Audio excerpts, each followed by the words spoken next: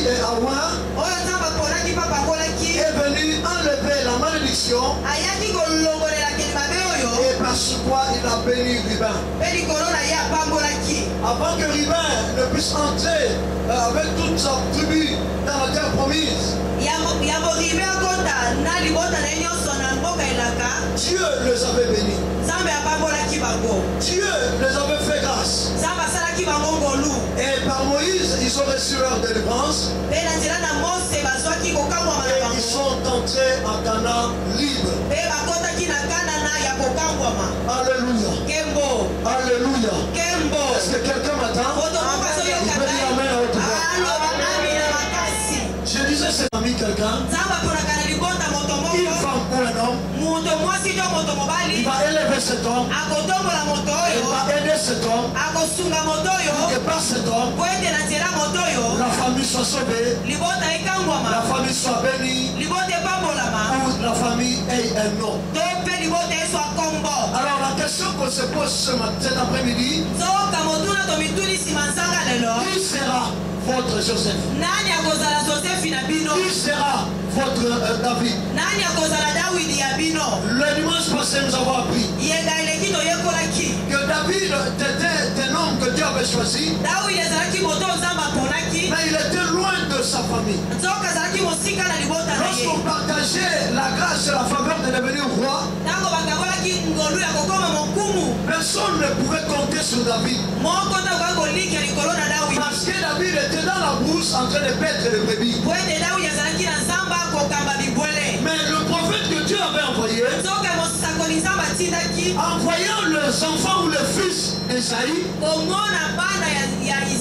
il a estimé que le premier-né qui s'appelait Eliab était celui que Dieu avait choisi. Contrairement à cela, Dieu nous avait dit, lui ne regarde pas comme les hommes. Lui ne regarde pas sur l'apparence. Mais Dieu regarde dans le cœur. Pendant que Samuel pouvait choisir Eliab ou Shammah son frère, mais Dieu, lui, il voyait David. Et où était David pendant que la famille s'est réunie pour qu'on choisisse un roi? Nous avons dit David était dans l'œuvre de Dieu. Il était en train d'adorer, il était en train de magnifier, il était en train de louer le Seigneur. Avec un public réuni qui était avec seulement les brebis qui constituaient son public. Ce n'était pas les gens ou les humains qui écoutaient David exercer son ministère. Mais celui qui écoutait David chanter, celui qui adorait ensemble avec David, c'était les brebis, les animaux qui ne pouvaient jamais dire à David, tu as bien chanté. Il ne pouvait pas dire à David, tu as bien chanté. Il ne pouvait jamais apprécier la chanson que David jouait. Ils étaient en train de regarder. David lui jouait à la guitare. Il adorait son Dieu. Et nous avons dit ceci, que Dieu, dans son amour, dans sa bonté, il ne tient pas compte de ce que les gens disent de toi. Il ne tient pas compte de l'appréciation des hommes s'ils veulent te bénir ou s'ils veulent t'élever. Mais il regarde le cœur disposé que tu as pour dans son service. Voilà pourquoi David a continué à chanter même si les brebis ne pouvaient pas lui encourager ou ne pouvaient pas lui dire tu chantes bien. Et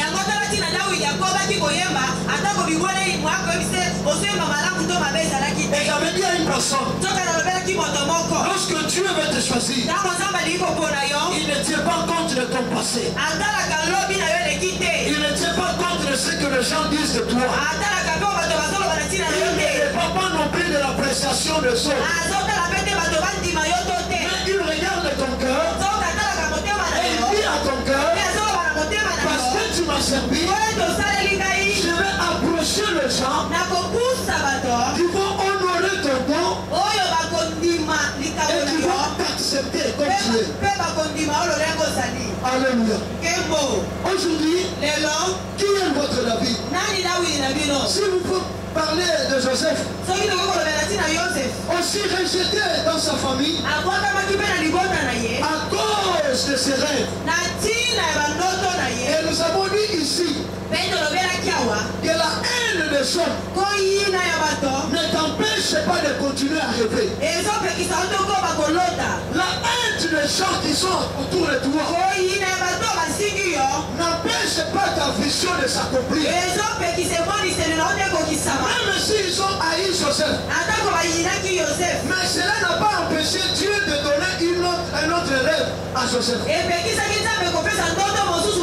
cela n'a pas non plus empêché Joseph de raconter encore une autre rêve. Et nous avons dit ici, celui qui a une prophétie, celui qui a un rêve, celui qui a une parole que Dieu lui a donnée, celui qui a une vision, ne tient pas compte de ce que les gens racontent. Il ne dépend pas de leur amour ou de leur haine.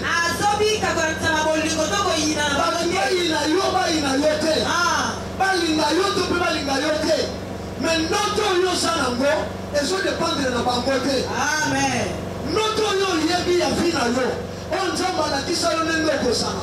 Et so qui peut-être ba tu apprécier, ba tu se prendre ngo, pour ya ngwe sana mate. Kaka so ki yo sanango. C'est ça que Dieu nous a dit ici. Le rêve que tu as, c'est ce qui est important. La vision que tu as, c'est ce qui est plus que tout ce que tu as. Parce que lorsque le jour viendra où Dieu aurait accompli ses rêves, les gens qui t'auraient haï viendront pour t'acclamer. En ce jour-là, ils vont oublier qu'ils se moquaient de toi. Ils vont oublier qu'ils racontaient n'importe quoi sur toi.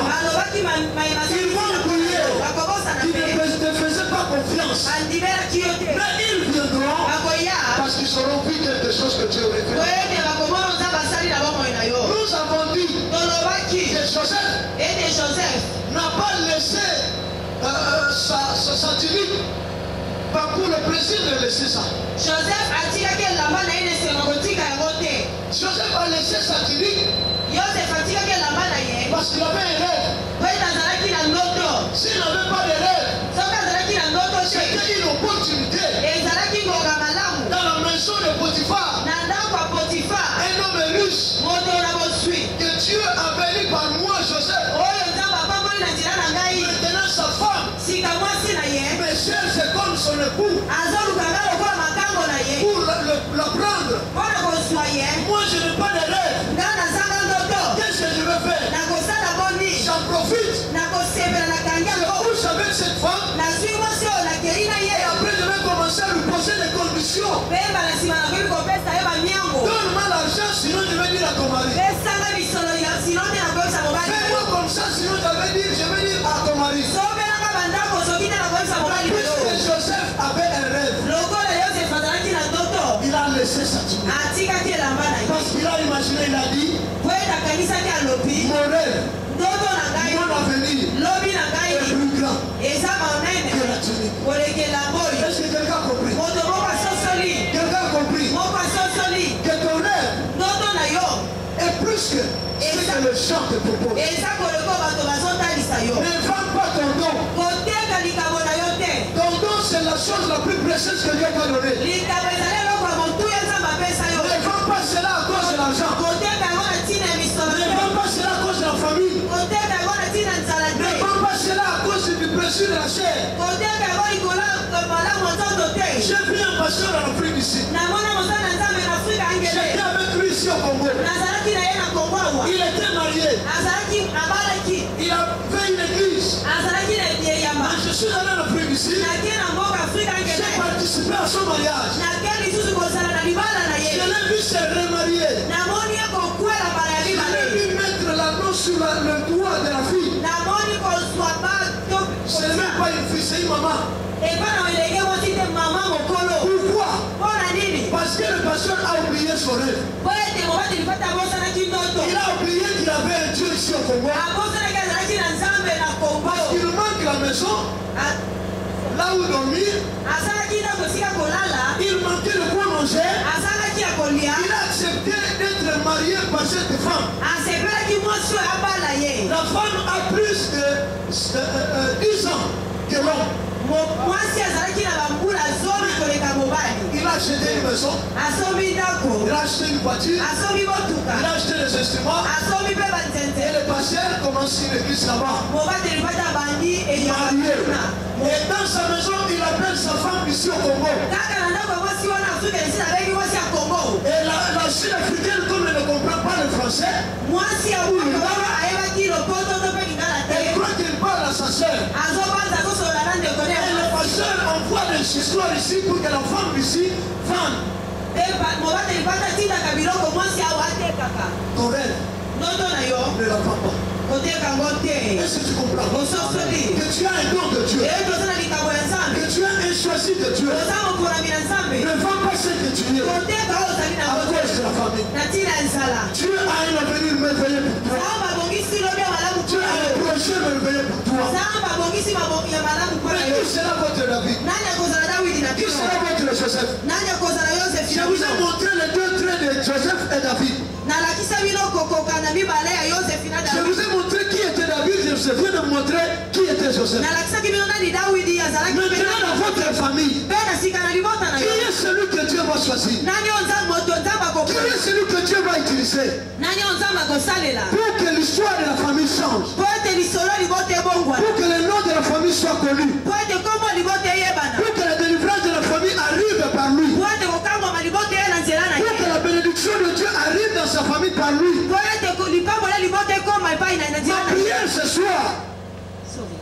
Ma prière ce soir, que ce soit toi que Dieu va choisir pour le salut de ta famille.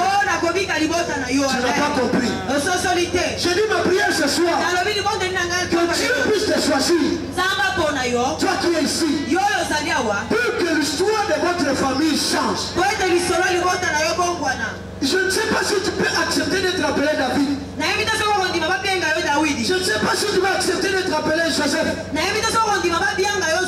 deux types de personnes que Dieu a choisies ont traversé des situations très difficiles. Il est arrivé un moment où David était jeté dans un trou. Et on l'a vendu par des esclaves, comme esclaves. Il est eu un moment où il était dans la prison. On a raconté des histoires sur lui.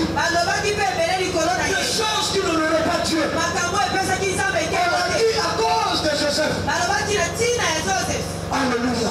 Mais écoutez, David aussi, on l'a rejeté dans la famille. Personne ne considérait qui était de David. Personne ne pouvait faire confiance à David. On ne le comptait même pas parmi les hommes, les garçons de la famille. Loin de la famille, il préparait, les brebis grandissaient. Papa et les grands frères prenaient ses brebis, vendaient, mangeaient. Celui qui travaillait, c'était David. Mais le jour où le prophète est venu pour loin le roi, on a dit David n'est pas important. Après avoir pris soin des brebis qui faisaient manger la famille. On te rejette dans ta famille. On ne fait pas confiance à toi. Tu traverses des situations telles que personne ne peut croire à te donner. Personne ne peut imaginer que demain tu seras quelqu'un pour sauver la famille. Personne ne peut compter sur toi. Même toi-même, tu commences à réaliser que tu es un voie rien. Parce que lorsque tu te regardes, tu dis ils sont raison. Je n'ai rien dans mes poches. Je n'ai pas étudié. Je ne travaille pas. Je n'ai pas, je sais pas, un esprit large pour comprendre ce que je peux faire. Sûrement ils ont raison. C'est pourquoi ils ne m'appellent pas, ils ne m'associent pas dans tout ce qu'ils font. Je suis venu à dire à une personne, quelle que soit leur pensée, quelles que soient tes propres pensées, Dieu n'apprécie pas comme le son. Dieu ne choisit pas par rapport à l'apparence. Il ne tient pas compte des diplômes. Il ne tient pas compte de l'hôpital où tu es né. Il ne compte même pas ton quartier. Dans le calendrier de Dieu, il a fixé un jour pour toi. Parce qu'il a dit, le projet que j'ai pour toi, c'est le projet de il a appelé les fruits. Il a appelé les animaux, il a appelé les poissons. Dieu a tout organisé. Dans sa pensée, l'homme qui devrait venir, il allait trouver toutes les choses organisées. Il allait trouver toutes les choses à sa place.